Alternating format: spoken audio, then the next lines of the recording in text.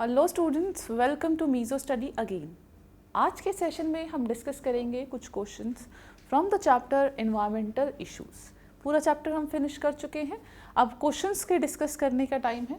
So let's start the today's session with the first question. ये जो questions है previous year कुछ questions में से हैं जो नीट में पूछे गए हैं, उन कुछ इंपॉर्टेंट क्वेश्चंस ही को मैंने क्लब किया है। मेरा बेसिक मोटिव यहाँ पे यही है कि आपको एक पैटर्न पता लग जाए कि कैसे क्वेश्चंस पूछे जाते हैं, ताकि उसी डायरेक्शन में वैसे ही आप प्रोसीड कर सकते हैं। चलिए, so the first question, the depletion of the which gas in the atmosphere can lead to increase incidence of a skin cancer. It's a very good question. It is saying that depletion means कौन सी gas के कम होने की वजह से skin cancer के chances बहुत ज़्यादा होते हैं। Look at the option. Option number 1 is ozone, B ammonia, C methane, and D nitrous oxide. Hope you remember that session when I have discussed regarding the depletion of ozone layer. Ozone layer stratospheres में present होती है, and when it is present in the stratosphere, it helps in absorption of the harmful UV rays which comes on surface of Earth. And UV rays के आपके negative impact तो आपको पता ही है, उसमें one of the impact is a skin cancer. सो इसमें option तो मुझे पता लग गया that ozone is a right answer.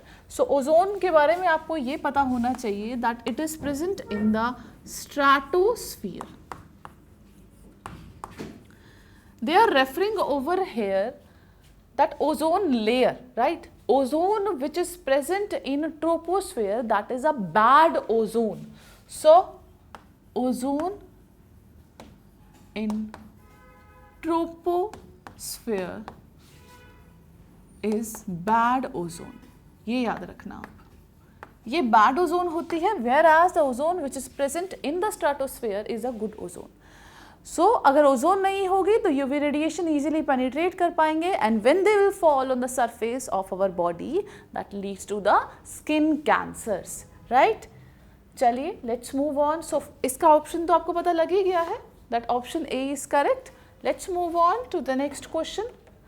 So this question, the second question, again let's start. So students, this is the second question. Let's read this question now. So question number 2 says, acid rain is caused by increase in the atmospheric concentration of. पिछले ही कुछ session में जब मैंने air pollution में बात करी थी acid rain की, तभी मैंने बताया था कि how acid rain is formed. Acid rain देखो क्या होती है, acid rain. Who discovered this? This was first of all discovered by the Robert August, right? In this what happens is, जो आपका फॉल होता है अर्थ के सरफेस पे, वो क्या होता है, आपके दो तरह के एसिड। एक होता है आपका सल्फ्यूरिक एसिड H2SO4 और दूसरा होता है आपका nitric acid that is HNO3. When they both fall on the surface of earth, the overall pH of the surface they reduces this much. So यानी pH क्या हो जाता है आपका, pH क्या हो जाता है, एसिडिक pH हो जाता है। क्वेश्चन स्टेट्स कि कौन सी गैसेस होती है responsible. Hope you remember when I have discussed that initially when SO2 they combine with the oxygen, it leads to formation of a sulfur trioxide, right? When the sulfur trioxide, I'm not balancing this reaction, जब ये react करती है water से, water droplets जो present है आपके troposphere में, जैसे ही इन्होंने रिएक्ट किया it leads to formation of H2SO4. H2SO4 either by dry deposition or the wet deposition they will come on the surface of earth, right? So students, this is how the sulfuric acid is made. Similarly, there is also formation of HNO3, which is a nitric acid, and that is formed because of the action of this nitrogen dioxide with a nascent oxygen. जब ये react करता है it forms N2O5. Hope you remember students, in session I have discussed the same. N2O5 they again combine with the water molecules and they form is HNO3. This we call it as a nitric acid, and they both form a acid rain. चाहे वो wet deposition के form में हो, चाहे वो dry deposition के form में हो. So the option indicates a A1, which has the sulfur dioxide and a nitrogen dioxide, right? So ये क्वेश्चन भी आपको समझ में आ गया, बहुत इजी क्वेश्चन था. सो स्टूडेंट्स ऐसे ही क्वेश्चंस पूछे जाते हैं, कोई क्वेश्चंस ऐसा नहीं है कि कहीं बाहर से आ रहा है, आपको कोई प्रॉब्लम होगी, ऐसा कहीं नहीं होता.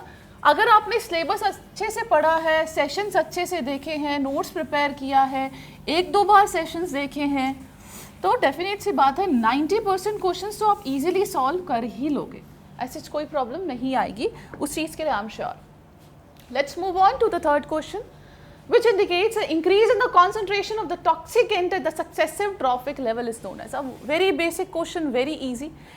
When we talk about a process which is a biomagnification, certain pollutants they increases from one trophic level to another. अगर किसी एक पर्टिकुलर पॉलिटेंट्स की, पर्टिकुलर इंसेक्टिसाइड की, DDT फॉर एग्जांपल, अगर उसकी कॉन्सेंट्रेशन अगर एक ट्रॉफिक लेवल में कम है, तो सब ये बात फैक्ट है कि नेक्स्ट ट्रॉफिक लेवल में और हायर ट्रॉफिक लेवल में उसकी कंसंट्रेशन ज़्यादा होगी. That is called as a biomagnification. A direct question, I don't need to move on to the rest of the options. The A option is a correct, which is a biomagnification, right? Let's move on to the next question, question number 4. Yes, this question is from the match the following. Now, I'll tell you how to attempt such type of questions, match the following. So, they have given 2 columns, 2 columns दे रखे हैं, इनमें आपको matching करनी है. सबसे पहला है आपका मरकरी, याद है ना आपको मरकरी के बारे में हमने स्टडी किया था. सो ये यहाँ दे रखी है diseases which happens because of these pollutants. So mercury क्या कॉज करता है? मरकरी कॉज करता है आपका मिनीमाता डिसीज. ये हमको इजीली पता है, हम लोग पढ़ भी चुके हैं बहुत बार. इसका मतलब ये है ये सारे ऑप्शंस मेरे करेक्ट हैं. ठीक है, चलिए आगे बढ़ते हैं. सेकेंड ऑप्शन और बी, लेड. लेड क्या कॉज करता है? Lead causes plumbism, right? What it causes is a plumbism. So B option में देखेंगे, यहाँ पे भी फर्स्ट है, सो दैट मीन्स अब हमारे पास रहेगा ये 2. इन दोनों में से कोई एक ठीक है. अब हमें जानना है कौन सा ठीक है. कैडमियम क्या कॉज करता है? बहुत इंपॉर्टेंट है. कैडमियम कॉज करता है आपका इथाई. व्हाट इट कॉजेज इज इथाई. So this option seems correct, यानी कि हमें ऑप्शन तो मिल गया, ये करेक्ट है.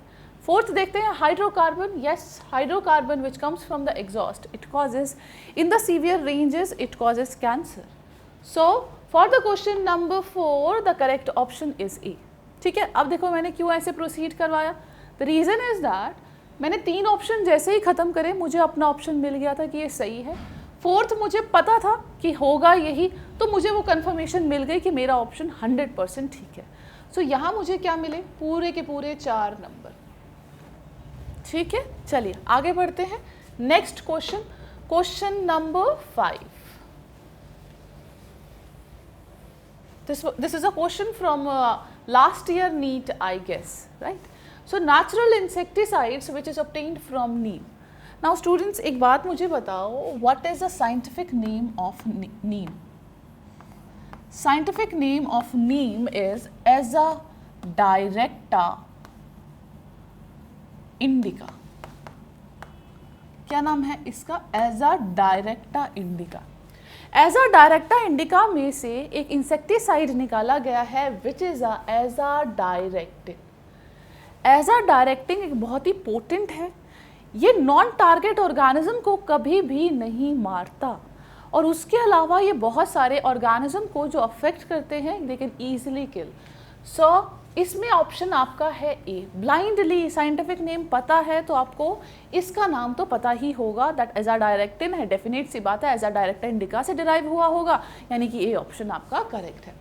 उसके बाद दे रखा है निकोटीन. कभी कहीं सोचा है कि नीम के पेड़ से निकोटीन भी निकलता है? टी सुना है, कॉफ़ी सुना है, उसमें निकोटीन होता है, बट कभी आपने इन चीज़ों में सुना? कभी भी नहीं सुना. मैंने तो कभी नहीं सुना. सो यानी कि मेरे पास ये ऑप्शन भी गलत हो गया और मेरे पास ये ऑप्शन भी गलत हो गया, है ना. चलिए देखते हैं DDT. कभी मैंने पढ़ा है this DDT that come from the azadirachta? कभी भी नहीं.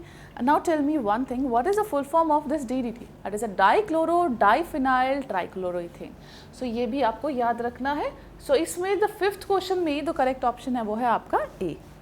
Let's move on to the next question, question number 6.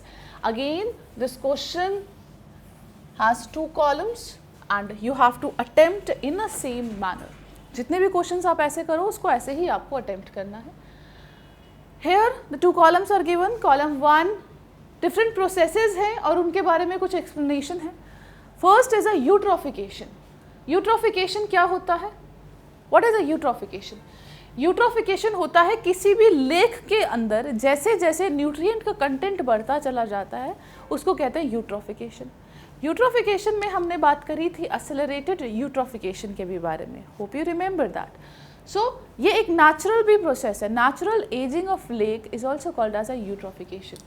So in this what happens, the option number 4 is correct, that is a enrichment with nutrients. अब देखो, ध्यान से देखना, यानी कि ए का जो 4th है दैट इज करेक्ट. यानी कि मुझे तो 2 ऑप्शन मिल गए. ये भी गलत है, ये भी गलत है. Correct option either it will be B और D. Now let's see which option is correct. What is a biomagnification? ये भी हम पढ़ चुके हैं. That means increase in the concentration of pollutant from one trophic level to another. So correct option is a 3. So for this seems to be right. अब देखो, and this seems to be a wrong one. यानी कि मेरा answer आ गया. अभी देखो 2 option में मुझे मेरा आंसर मिल गया, बट यहाँ पे आपको जल्दबाजी में ये आंसर टिक करके नहीं आना है. हार्डली 1 मिनट लगेगा. 1 मिनट भी बहुत ज़्यादा बोल दिया. जब आपको रेस्ट ऑफ 2 को मैच कराना है, ज़्यादा टाइम तो लगेगा नहीं. यानी मुझे ये पता तो लग गया ये डी है, बट मैं इसको कभी भी टिक ऐसे तो मैं नहीं करके आऊँगी. देखते हैं सी ऑप्शन क्या कहता है. That is a terror of Bengal. Terror of Bengal is a water hyacinth, जो ऐसे स्प्रेड होता है जिसकी वजह से सारी की सारी वाटर बॉडीज अफेक्ट होती है. एक्सोटिक स्पीशीज है, इतनी इजीली स्प्रेड होता है. बेसिकली क्यों होता है ये? क्योंकि हमारे सिस्टम में प्रीडेटर्स प्रेजेंट होते हैं. ये एक एक्सोटिक स्पीशीज है, हम इसको इंट्रोड्यूस कराई गई, बट ये देखा गया इसके नेचुरल प्रीडेटर्स नहीं प्रेजेंट हैं. इसी की वजह से ये इजीली फ्लरिश कर रही है. Let's look at it. हाँ, ये बात तो सही है. सी के लिए सेकेंड ऑप्शन, यहाँ पे भी सी के लिए सेकेंड ऑप्शन आ रहा है हमारा. यानी कि चांसेस है मेरे इस क्वेश्चन में 4 नंबर लेने के. Next is a green house effect. Green house effect is what? That is a high temperature बढ़ जाना because of the green house gases. हमारे पास एक ही ऑप्शन बचा है, that is a rise in a sea level. Yes, this can be because of the green house effect. पढ़ा है ना मैंने. क्या होता है? मेल्टिंग होती है ग्लेशियर्स की. सो for this the correct option is the first one. Let's see. Yes, बिल्कुल सही. यानी कि 6th क्वेश्चन के लिए करेक्ट ऑप्शन है आपका D. Let's move on to the next question. Question number 7.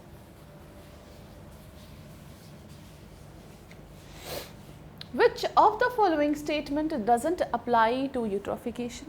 Eutrophication is what? That is a nutrient enrichment of water. It is a natural aging of a lake by nutrient enrichment of its water. Yes, बिल्कुल, मैंने भी यही definition बताई है. यानी कि ये ठीक है. अब देखो स्टूडेंट्स क्या गलतियाँ करेंगे. यहाँ पे लिखा हुआ है which doesn't, और मैंने जल्दी में सपोज करो ये नॉट नहीं पढ़ा, तो क्या होगा? पहला ऑप्शन देखा, मैं टिक करके आ गई, और मेरे पास क्या हो जाएंगे? 5 नंबर मेरे चले जाएंगे. कैसे चले जाएंगे? आपके 4 नंबर आपके इस क्वेश्चन के गए, ऊपर से हो गया आपका -1. हो गए ना, 5 नंबर गए आपके. सो आपको थोड़ा वाइसली क्वेश्चन को अटेम्प्ट करना है. अपनी क्वालिटी को मेंटेन करो, क्वांटिटी में मत बिलीव करो कि मुझे सारे ही क्वेश्चन अटेम्प्ट करने. जितने कर पाओ, स्पीड थोड़ी सी अच्छी रखो. ऐसा नहीं है बहुत स्लो चल रहे हो. सो स्पीड अपनी थोड़ी सी अच्छी रखो, बट क्वेश्चन को पूरा पढ़े बिना उसका आंसर नहीं करना आपको कभी भी. Right. Let's move on to the second option. In a young lake the water is cold, clear and support less life. Yes, this is also right. Nutrients such as sulfur, phosphorus encourage the growth of the aquatic organism in a lake. Yes, this option is also correct. Next is a pollutant released by man radically accelerate the aging process of lake. कहीं मैंने बताया था इसकी वजह से aging होती है. So ये option तो मुझे ठीक नहीं लग रहा. Let's move on to the E option. Overgrowth of a algae leads to scum that depletes the level of dissolved oxygen and what? Oxygen. Yes, this is also right option. That means as per the question that which option is not correct? क्या होगा आपका? D option आप लोग टिक करके आएंगे and आपको 4 number मिल जाएगा. ठीक है, ये आ गया समझ में बात. So for the 7th question the correct option is D. Right. If you have any doubt regarding what is eutrophication, what are the different type of eutrophication in detail, that will not be feasible for me to discuss in the today's session, because अगर मैं उनके detail में discuss करने लगी तो कोई point ही नहीं था कि मैंने आगे के सेशंस क्यों दिए. So better if you have any problem, we have a separate lecture for eutrophication that is mentioned in the content. So better you can see from there and you can watch those session if you don't remember eutrophication. बल्कि करना आपको ये चाहिए, पहले आपको session देखने चाहिए, फिर आपको क्वेश्चंस की प्रैक्टिस करनी चाहिए. Let's move on to the next question, question number 8.